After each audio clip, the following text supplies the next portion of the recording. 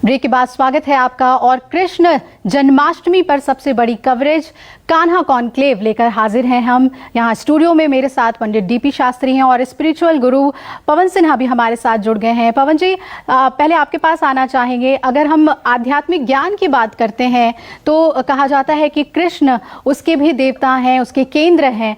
आज जन्माष्टमी के दिन क्या कुछ आप बताना चाहेंगे इस बारे में? आपने बहुत अच्छा प्रश्न किया और ये प्रश्न मेरे हृदय के बड़ा करीब है। दरअसल अब जिस रूप की कृष्ण जी की ज्यादा आराधना होती है वह उनका मूल रूप नहीं है।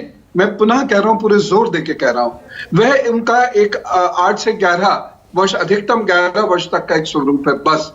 बाकी जो उनका जीवन है वो योगेश्वर श्री कृष्ण का है और भगवान हर जगह योगेश्वर रूप में ही जाने माने पूजे गए हैं।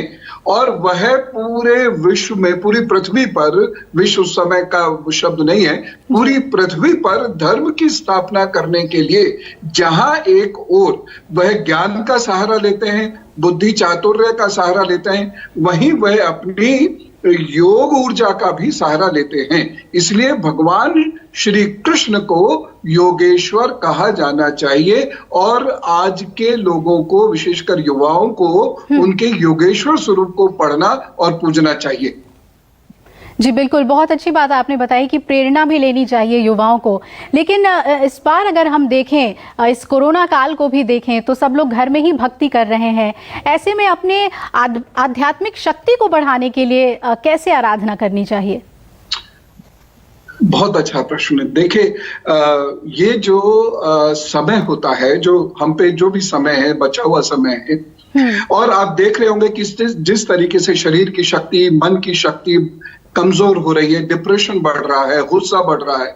हम सब लोगों को प्रतिदिन अपने इष्ट के सामने आसन पर बैठ जाना चाहिए। धरती पर बैठ सके तो धरती पर बैठ जाए, कुर्सी सोफे पे बैठ सके, जैसे भी हो बैठ जाए, कमर को सीधी रखें और उनके चरणों को देखते देखते देखते देखते आंख बंद कर लें और श्वास पर ध्यान केंद्रित कर दें। ये मैं बहुत प्रथम रूप से बता रहा हूं, प्राथमिक क्रिया है। और वह गहरी श्वास लें, गहरी श्वास छोड़ें। अपने आप धीरे धीरे एकाग्रचित्त होते रहेंगे और कोई धर्म शास्त्र का अध्ययन कर ले, मन भी उनका जो है अच्छा होने लगेगा और वह प्रभु भक्ति में डूबने लगेंगे। जी बिल्कुल, बहुत अहम बातें आपने बताई और बहुत सरल हैं ये तरीके जो आपने बताए आराधना करने की। कैसे भक्ति में थोड़ी देर के लिए ही कुछ पल बिताकर भी हम अपने आप को मजबूत बना सकते हैं आध्यात्मिक तौर पर, और ये हमें मदद करता है हर परिस्थिति से जूझने के लिए।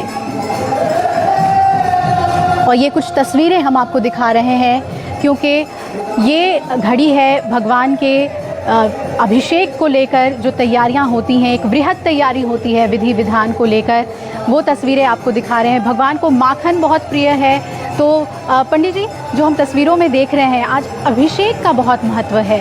तो जो पूजा होती है, ये मुझे लगता है ये एक अलौकिक पूजा है जन्माष्टमी की। देखिए, एक चीज़ आपको बताएं, भगवान कृष्ण जो है ना, श्रृंगार और भक्ति रस के प्रतीक है जी। और भगवान का जन्म उत्सव है। सबको बधाई, न्यू 24 के दर्शकों को। भगवान का स्नान की जो इसमें विधान है ना, बहुत प्रकार से दिया गया है जी। भगवान का हम जल से स्नान कराते हैं, दूध से कराते हैं, दही से कराते हैं, घी से कराते हैं, शहद से कराते हैं। उसके बाद पंचामृत स्नान का विधान है। सबका महत्व ज्योतिष में, वेद शास्त्र में अलग अलग है। दूध जो है लक्ष्मी का प्रतीक माना गया है जी। जीवन में, कार्य क्षेत्र में, व्यापार में। और दही अखंडता का है। किसी का जीवन अखंड रहे, परिवार अखंड रहे, राष्ट्र अखंड रहे। और शहद के स्नान कराने से जीवन में समरसता की प्राप्ति होती है, मधुरता की प्राप्ति होती है और प्रेम का प्रतीक है शहद। जी बिल्कुल पंडित जी, हम पूजा की विधि और भी आपसे समझेंगे। तो कानपुर के इस्कॉन मंदिर में भी जन्माष्टमी की धूम है। उत्सव पूरे विधि विधान से वहां मनाया जा रहा है और इस बार कोरोना वायरस के चलते भक्तों का प्रवेश नहीं होगा। हालांकि इस्कॉन मंदिर में वर्चुअल जन्माष्टमी मनाने का इंतजाम किया गया है, तो भक्त घर बैठे भगवान कृष्ण के जन्मोत्सव का कार्यक्रम देख सकते हैं। इस्कॉन मंदिरों में भक्तों के लिए क्या इंतजाम किए गए हैं, ये बता रहे हैं इस्कॉन के जोनल सेक्रेटरी HG देवकी नंदन दास। हरे कृष्णा। जन्माष्टमी की शुभकामनाएं और बधाइयाँ सब लोगों को। इस साल श्री कृष्ण जन्माष्टमी एक प्रकार से अलग प्रकार की जन्माष्टमी है।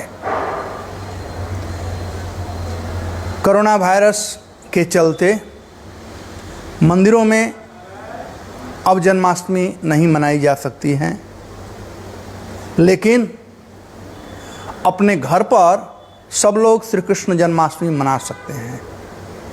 भगवान श्री कृष्ण सबके आराध्य देव हैं। इस्कॉन के मंदिरों में सब जगह वर्चुअल जन्माष्टमी मनाई जा रही है। तो आप कहीं भी आप टीवी पर या अपने मोबाइल पर कहीं देख सकते हैं इस्कॉन कैसे वर्चुअल जन्माष्टमी मना रहा है।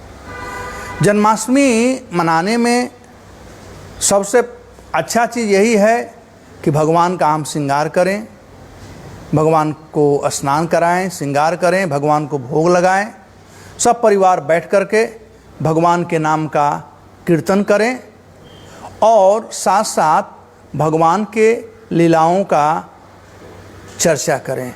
यही असली जन्माष्टमी है।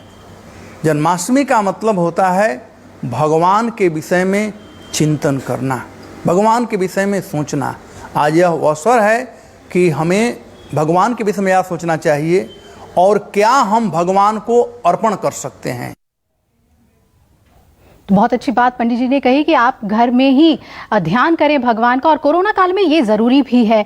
एक छोटे से ब्रेक के लिए हम रुक रहे हैं और ब्रेक के बाद कान्हा कॉन्क्लेव जारी है। अलग अलग तस्वीरें आपको दिखाएंगे जन्माष्टमी उत्सव की, और पूजा के विधि विधान को लेकर भी पंडित जी से बात करेंगे। बने रहिए हमारे साथ।